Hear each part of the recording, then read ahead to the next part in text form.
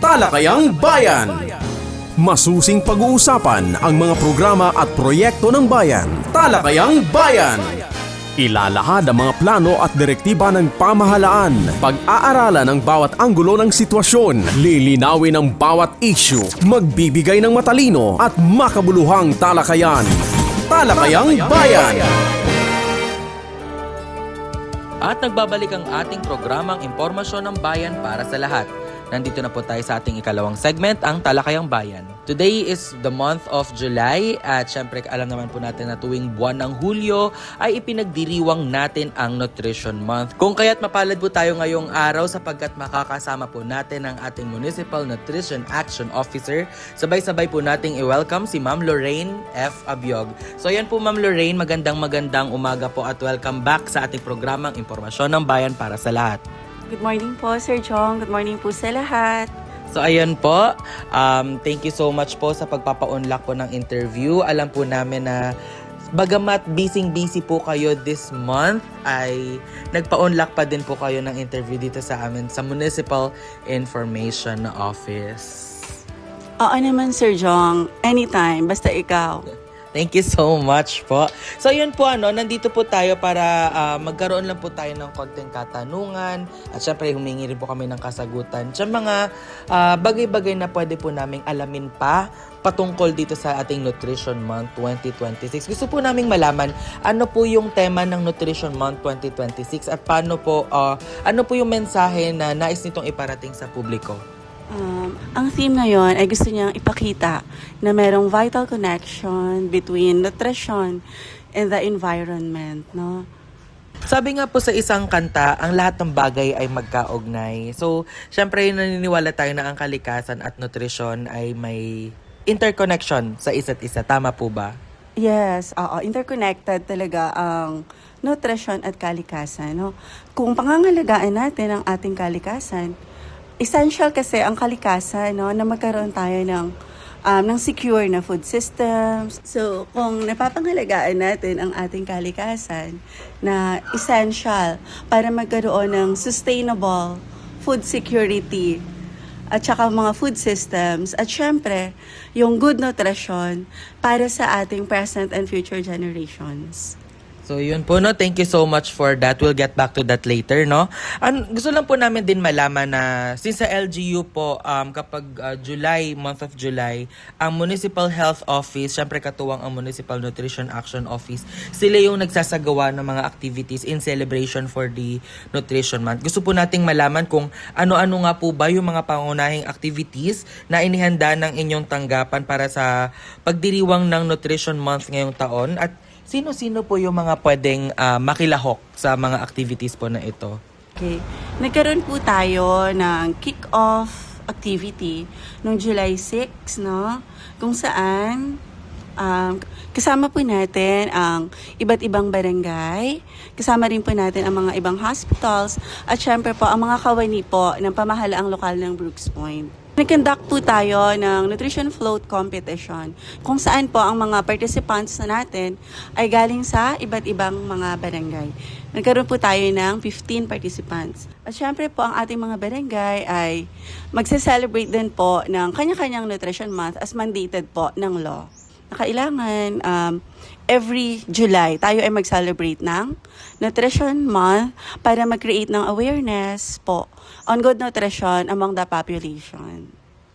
Thank you so much for that po, Ma'am Lorraine. So, naniniwala po tayo na handang-handa ang Municipal Health Office and of course, ang Municipal Nutrition Action Office sa pagdiriwang ng month-long celebration ng Nutrition Month ngayong taong 2026. Napansin po natin na naging matagumpay ang pagdiriwang ng ating Nutrition Month this year. At syempre hindi po dito nagtatapos. Magsisimula pa lang po yung pag-iikot po ninyo sa mga barangay natin dito. I think we have 18, 'di ba? We have 18 barangays na iikutan pa ninyo sa mga celebration nila. And of course, hindi lang mga 18 barangays, kung hindi pati na rin yung mga schools, ganyan. Syempre, hindi po ito magiging posible then without the support of our Municipal Mayor, Cesario R. Benedito Jr. And thank you for that po.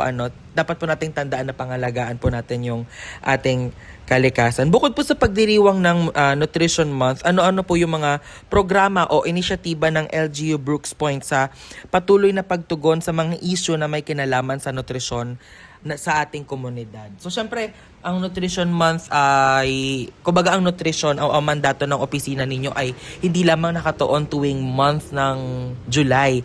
Every day halos po siya. Ano-ano po ba yung mga services po na in-offer po ng inyong opisina?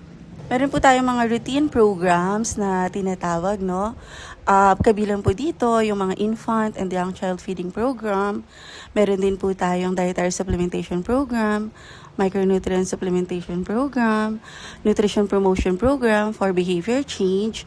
Meron din po tayong overweight and obesity management and prevention program. So yun po yung mga routine programs na ginagawa po ng ating opisina para ma-address po yung problema po natin sa malnutrition. So pag sinabi po natin malnutrition, either ito po ay undernutrition or overnutrition. So kung napansin niyo po kanina, yung mga unang nabanggit ko ay nag-a-address po sa child undernutrition. Yung pinakahuli kong pong binanggit, which is yung overweight and obesity prevention management and prevention program, ay nag-a-address po ito ng overnutrition sa mga adults. So thank you so much for that po, Ma'am Lorraine, for that information. We just wanna ask din po, syempre itong advocacy natin na mabigyan ng magandang kalusugan ang bawat isa ay hindi lamang trabaho ng nutrition action or ng Municipal Health Office. Siyempre, nakikipag-collaborate din po tayo sa mga different hospitals, sa mga different barangays, and even different schools.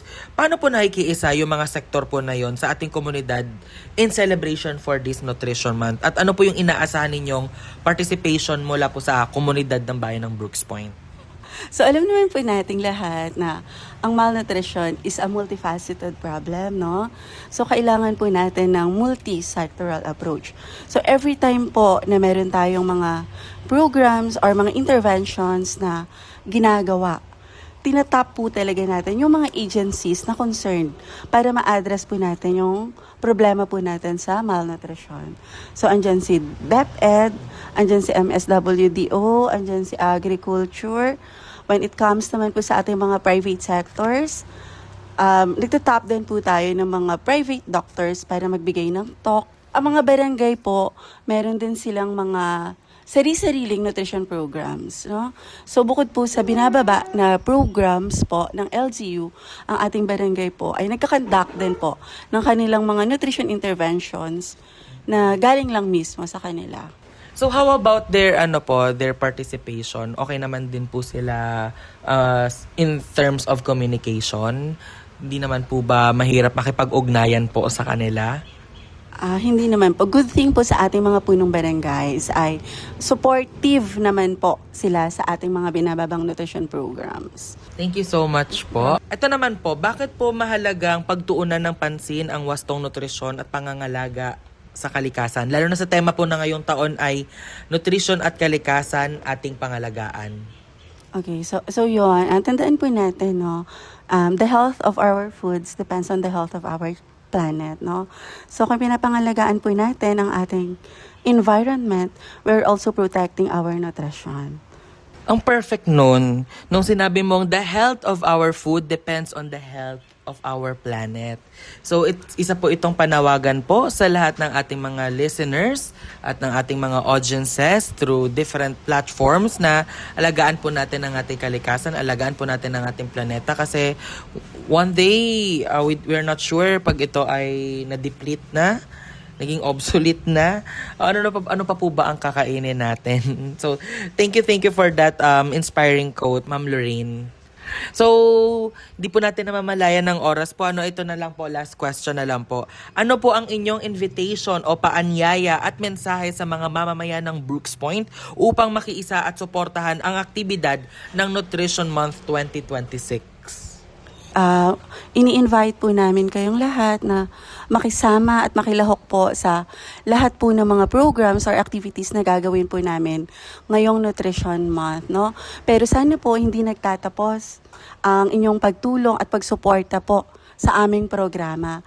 Alam naman po natin, no, that good nutrition is essential to good health and overall well-being. Thank you so much. Tama po yan, no?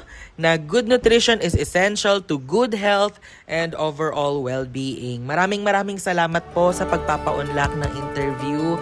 And of course, Happy Nutrition Month sa lahat dito, especially sa mga mamamayan natin dito sa bayan ng Brooks Point. Maraming salamat po, Ma'am Lorraine, sa pagpapaunlak ng interview.